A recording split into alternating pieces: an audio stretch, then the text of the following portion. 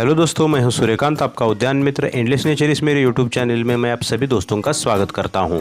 इस वीडियो में आज हम ऑक्जेलिस की एक सुंदर वैरायटी के बारे में कुछ नई बातें जानने की कोशिश करेंगे। दोस्तों, बागवानी की दुनिया में मल्टीपल ऑक्जेलिस की किस्में हैं। उसमें सबसे ज़्यादा मोस्ट पॉपुलर यह पर्पल लीव्स वाला ऑक्जेलिस ट्रायंगुलस का पौधा है। ऑक्जेलिस की कई किस्मों में इस वैरायटी का सौंदर्य सबसे अनोखा है। इसकी पर्पल कलर की पत्तियाँ और वाइट पिंकिश कलर्स के फूलों का कॉम्बिनेशन इस सुंदर और नाजुक पौधे को एक पॉपुलर हाउस प्लांट की श्रेणी में लगभग हमारे घर की सभी जगह पर एक परमानेंट स्थान दिलाता है। दोस्तों, सबसे पहले हम इसकी हिस्ट्री देखेंगे। मूल रूप से नेटिवली यह पौधे दक्षिण अमेरिका के बहुत से देशों में प्राकृतिक रूप में बढ़ते पाए जाते हैं।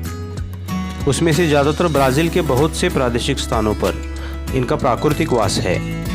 एक अध्ययन के अनुसार रियो दी जेनेरो के पास तकरीबन 2000 फीट की ऊंचाई पर पहाड़ों पर चट्टानों के बीच की धाराओं में बड़े पेड़ों के अर्ध छाया वाले प्राकृतिक वातावरण में यह पौधे अच्छी तरह सर्वाइव करते पाए गए और इसी से इनके नेटिव की इनकी प्राकृतिक रचना के अनुसार इनकी सनलाइट नीड पार्शियल शेड की होती है, यह बात स्पष्ट होती है। दोस्तों, ऑक्जेलिस का यह पौधा वुड सॉरेल या फिर ऑक्सैलिडेसी परिवार का सदस्य है। इस परिवार में 550 से भी ज़्यादा इनकी प्रजातियां पाई जाती है, जिसमें लगभग 72 किस्में बागबानी में प्रमुख रूप से प्रचलित है और उन सब में से यह ऑक्जेलिस ट्रायंगुलस का पौधा सबसे अट्रैक्टिव और मनभावन पौधा है। कॉमनली इसे 3 लीफ पर्पल शेमरॉक, झूठी shamrock, black oxalis, butterfly plant, love plant ऐसे नामों से जाना जाता है। शुरुआत में इसे ऑक्जेलिस रेग्नेली के नाम से जाना जाता था। इस पौधे के समान रूप में एक हरी पत्तियों वाली किस्म भी है, जिसमें फ़र्क सिर्फ पर्पल और ग्रीन कलर का है, लेकिन दोनों की फॉलिएज का आकार बनावट लगभग सेम होती है। इन पौधों में पाए जाने वाले ऑक्जेलिस एसिड के कारण और इनके खट्टे स्वाद के कारण इन स्पेसीज को ऑक्जेलिस नाम मिला है। दोस्तों, लगभग 1 इंच डायमीटर में 5 समान पंखुड़ी वाले सफ़ेद से हल्के पिंकिश कलर्स के यह सुंदर फूल पौधों के ऊपरी तनों पर गुच्छों में या क्लस्टर्स में खिलते हैं। फूलों के बीच में हल्की सन शेप्ड ग्रीनिश कलर की डिज़ाइन दिखाई देती है। यह वाइट पिंकिश कलर्स के फ्लावर्स पौधे पर लंबे समय तक बने रहते हैं। इस पौधे के मेन ग्रोइंग और फ्लावरिंग सीजन में इस तरह की छोटी नाजुक कलियों से यह मल्टीपल तादाद में डेवलप होते रहते हैं। यह फूल दिन भर खिलने के बाद रात के अंधेरे में बंद हो जाते हैं और दूसरे दिन सुबह फिर खुलते हैं। प्रकाश की तीव्रता से रिलेटेड यह कुदरती प्रक्रिया कुछ वनस्पतियों में देखी जाती है, जिसमें यह ऑक्जेलिस का पौधा भी शामिल है। ज़्यादातर वसंत ऋतु में इनका फ्लावरिंग सीजन होता है। कड़ी सर्दियों में या फिर अत्यधिक गर्मियों में भी यह पौधा डॉर्मेंसी में चला जाता है। एक एवरेज टेम्परेचर अनुसार लगभग साल भर बीच बीच में इनकी फ्लावरिंग इन पर बनी रहती है। दोस्तों, इसकी पर्पल कलर की पत्तियां भी ट्रायंगल शेप में इस तरह होती है, जिसे हार्ट शेप में भी माना जाता है।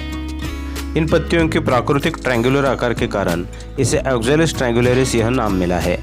कंधों से निकलने वाले पतले स्टेम पे यह 3 पत्तियां लगभग समान रूप में व्यवस्थित होती है। यह पत्तियां दिन भर फ्लैट शेप में खुलने के बाद रात में बंद हो जाती है। अत्यधिक गर्मी या फिर सूरज की झुलसाने वाली तेज रोशनी में इन पत्तियों के अंदर काफ़ी तनाव निर्माण होने से भी यह मुड़ जाती है, लेकिन नेचुरली रात के वक्त इनकी पत्तियां और फूल बंद हो जाते हैं या फिर मुड़ जाते हैं और अगले दिन सुबह फिर खुलने लगते हैं। फूलों का और पत्तियों का दिन में खुलना और रात में बंद हो जाना, यह कुदरत की अद्भुत प्रक्रिया इन पौधों में देखी जाती है। वनस्पति विज्ञान की भाषा में इस प्रोसेस को नेक्टिनेस्टी प्रोसेस कहते हैं। इस पर्पल शैमरॉक की बैंगनी पत्तियां जब रात के वक्त बंद हो जाती है, तब वो दृश्य ऐसा दिखता है कि इस पौधे के डंठल पर मल्टीपल बैंगनी कलर की तितलियां बैठी हो। मतलब दिन की रोशनी में यह पौधा ट्रायंगुलर शेप में फैले हुए पर्पल कलर के सुंदर फॉलिएज और वाइट पिंकिश फ्लावर्स का बेहतरीन मनभावन प्रदर्शन करता है और रात में मुड़े हुए पत्तियों से बैंगनी कलर की तितलियों का माहौल क्रिएट करता है। जिन बाग प्रेमियों के पास यह ऑक्जेलिस का पौधा है, उन्होंने इस एक्सपीरियंस को महसूस किया है। दोस्तों, इनका मूल नेटिव देखा जाए तो साउथ अमेरिका के जंगलों में प्राकृतिक वातावरण में बड़े पेड़ों के नीचे फिल्टर्ड सनलाइट में यह पौधे सर्वाइव करते पाए जाते हैं। इसलिए इनकी सनलाइट नीड ब्राइट लाइट या फिर फिल्टर्ड सनलाइट की होती है और यह बात इनकी ग्रोथ और सेहत के लिए भी काफ़ी मायने रखती है।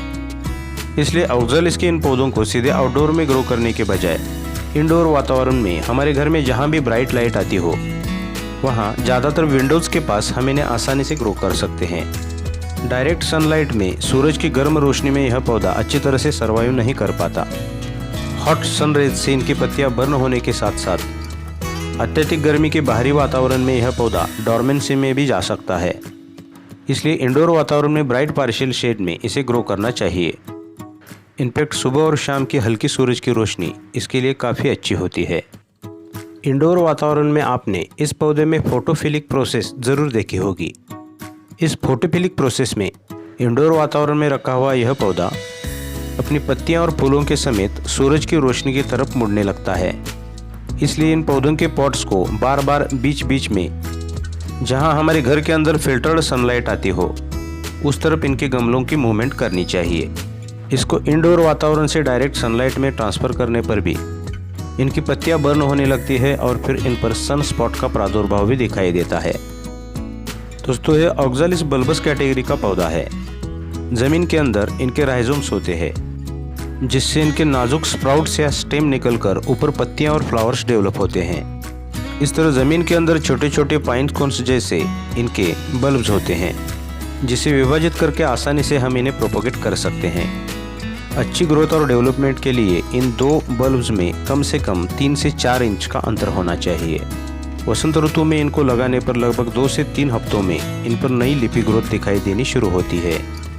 यह बल्बस कैटेगरी का या फिर ज़मीन के अंदर राइजोम्स होने के कारण इन पौधों के लिए ज़्यादा उतले या फ्लैट पॉट्स के बजाय थोड़े से डेप्थ में गहरे पॉट्स इनके लिए यूज़ करना बेहतर होता है। कड़ी सर्दियों में या फिर कभी कभी अत्यधिक गर्मियों में भी यह पौधे डॉर्मेंसी में चले जाते हैं। उस वक्त छायादार जगह इनके गमलों को रख देना है। स्प्रिंग सीजन आने पर इनके बल्ब से नई ग्रोथ या नई मूवमेंट हमें दिखाई देने लगती है। दोस्तों, यह कंदवर्गीय पौधा होने के कारण इसकी वाटरिंग नीड भी मीडियम से नॉर्मल कैटेगरी में आती है। इसलिए ओवरहेड वाटरिंग इनके बल्ब में सड़न पैदा कर सकती है। इसलिए टॉप सॉइल सूखने के बाद आवश्यकता अनुसार ही इनको पानी देना चाहिए। Well drain potting mix soil के साथ इनके गमलों में अच्छे जल निकासी वाले छेद होने चाहिए जिससे एक्सेस वाटर ड्रेन आउट होकर बाहर निकल जाता है और मिट्टी के अंदर इनके राइजोम्स के पास एक पर्याप्त नमी बनी रहती है। पॉटिंग मिक्स सॉइल बनाते समय ही ऑर्गेनिक खाद की भरपूर मात्रा मिट्टी में ऐड करने से पौधे को ज़रूरत अनुसार काफ़ी देर तक न्यूट्रिशन उपलब्ध होता रहता है और बीच बीच में NPK बेस्ड तरल उर्वरक देने से पौधों को इंस्टेंट फूड मिल जाता है। दोस्तों, ज़्यादातर इस ऑक्ज़ालिस की पत्तियों में जंग रोग का प्रभाव दिखाई देता है। उस वक्त जिसमें सल्फर की मात्रा होती है ऐसी जंगरोधी पाउडर का आप इस्तेमाल कर सकते हो। घरेलू उपचारों में लहसुन और काली मिर्च का भी हम उपयोग कर सकते हैं। हमारे घर के पालतू जानवरों के लिए जैसे कुत्ते और बिल्लियों के लिए यह पौधा थोड़ा विषाक्त होता है, लेकिन औषधीय गुणों में इस पौधे में विटामिन C यह जीवन सत्व भरपूर मात्रा में पाया जाता है। दोस्तों, इस सुंदर ऑक्ज़ालिस के पौधे को सजावट के रूप में हम डेक पे, खिड़कियों में, विंडो विल्स पे, बेडरूम में, हॉल में, स्टडी रूम में लगा सकते हैं। यहाँ तक लैंडस्केपिंग में, रॉक गार्डन में भी हम बहुत अच्छी तरह से इसे सेट कर सकते हैं। दोस्तों, इस ऑक्ज़ालिस को एक लकी प्लांट माना जाता है और आध्यात्मिक दृष्टि से इसके पीछे एक हिस्ट्री छुपी है। प्राचीन समय काल की कथाओं में सेल्टिक माइथोलॉजी के अनुसार ऑक्ज़ालिस के इस त्रिकोणीय दिल के आकार की पत्तियों को या फिर इस ऑक्ज़ालिस के प्लांट को बुरी आत्माओं या फिर दुष्ट शक्तियों के प्रभाव को निष्क्रिय करने के लिए घर में लगाया जाता था। तकरीबन 4वीं शताब्दी में आयरलैंड के एक महान संत सेंट पैट्रिक ने इस बात को दर्शाने के लिए इस ऑक्ज़ालिस पौधे का इस्तेमाल किया था। वैसे देखा जाए तो हर पौधे के कुछ न कुछ स्पेशल फीचर्स होते ही है। हम अपनी मान्यता अनुसार उसे अध्यात्म, साइंस या भाग्य से जोड़ सकते हैं।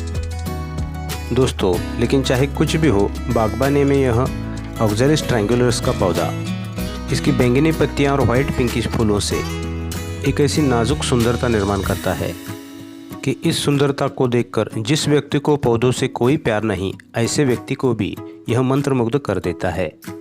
और ख़ास तौर पे ऑक्ज़ालिस का यह पौधा इतना परमानेंट प्लांट है कि यह खुद को बहुत लंबे समय तक, यहाँ तक कि पीढ़ी दर पीढ़ी खुद को प्रोपोगेट और प्रोड्यूस करता रहता है। किसी किसी के पास तो 100 साल से भी ज़्यादा पीढ़ी दर पीढ़ी चलते आए हुए यह ऑक्ज़ालिस के पौधे हैं और इसलिए इस सुंदर पौधे को हमारे पुरखों की विरासत का पौधा कहा जाए तो भी गैर नहीं होगा। दोस्तों वीडियो अच्छी लगी तो वीडियो को लाइक शेयर और सब्सक्राइब ज़रूर कीजिए और पास के बेल आइकन को भी प्रेस कर दीजिए ताकि आगे आने वाली वीडियोज़ की नई नोटिफिकेशंस आपको समय पर मिलती रहेंगी। अच्छा तो दोस्तों अगली वीडियो में फिर मिलेंगे एक नया पौधा और उससे जुड़ी जानकारी के साथ। Till then goodbye. Om Sai.